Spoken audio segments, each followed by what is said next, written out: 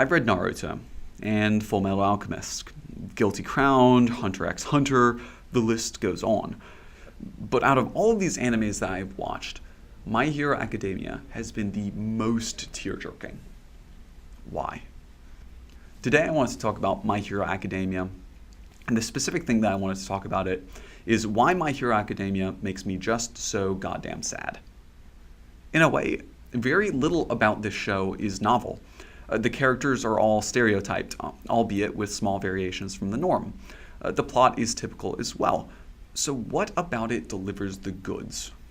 To find this out, I watched the second episode of My Hero Academia a couple of times. This is one of the episodes that basically always makes me tear up.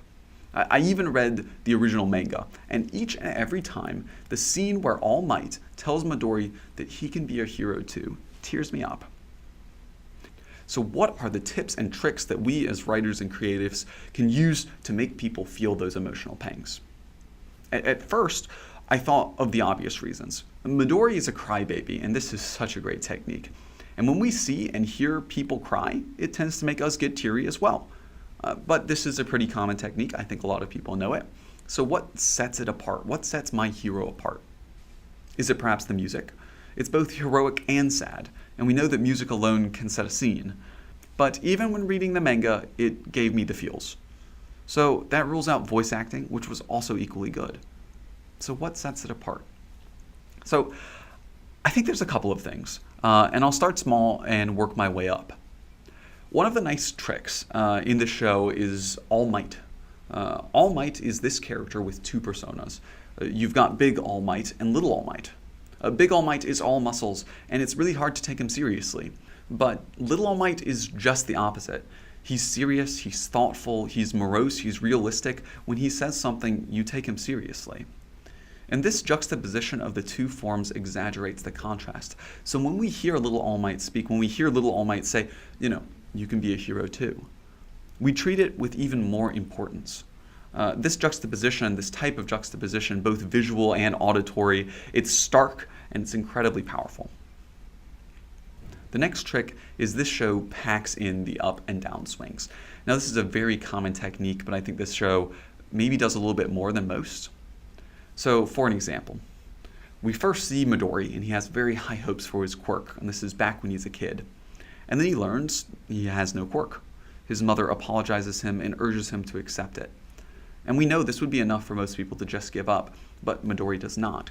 And he persists in a reasonable way. He's timid, he does not immediately aspire to be the best or Hokage. Instead, he keeps his head down and stokes his passion. It's believable, which is another one of the important things in the show that makes it relatable, that gives you the feels. Episode 1 ends with this strongly held passion being extinguished once again. So we went from a high to a low, to a high to a low. All Might tells Midori, you can't become a hero. The audience keeps getting pulled between hope and despair, and I think that's what gets us so invested in the outcome. We keep thinking Midori will become a hero, and then we keep having this taken away from us, and then just given back. Until finally, this scene, the triumphant music the words Midori always wanted to hear, simple words and simple relationships, a mother, his hero, and you can be a hero too. These vicissitudes draw us in and deliver the emotional goods. They do one more thing to make us want it, to make that delivery, that catharsis for us so sweet. They make us feel like Midori deserves it. This is why we meet Bakugo during the first 2 episodes. He's introduced as a foil to a main character and a plot point, and we don't really understand too much about him until later. We basically start with 2 facts.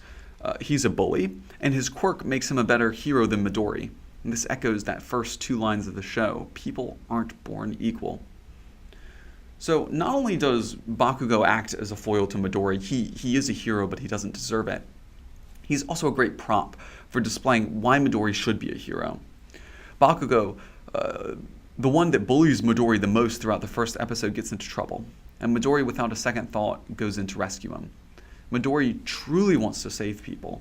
He doesn't care about the fame or the fortune, and for that reason he deserves it. We want him to have it. And he almost doesn't get it. And then he finally does, and then the tears. This is, of course, not all the tricks they use to give us those sweet feels, but I think these are the ones that differentiate My Hero Academia from the other shows. The classic formula of X wants Y, X can't get Y, and X works hard and eventually gets it. So if you can think of any other reasons that My Hero Academia brings you those sweet, sweet feels, please leave a comment below. And thanks for watching. I hope this has leveled up your ability to be a writer and a creative. And if you guys want any more from My Hero Academia, please leave a comment below. If you guys enjoyed the video, give it a like. And if you want to hear more from me, please go ahead and subscribe. Thanks for watching.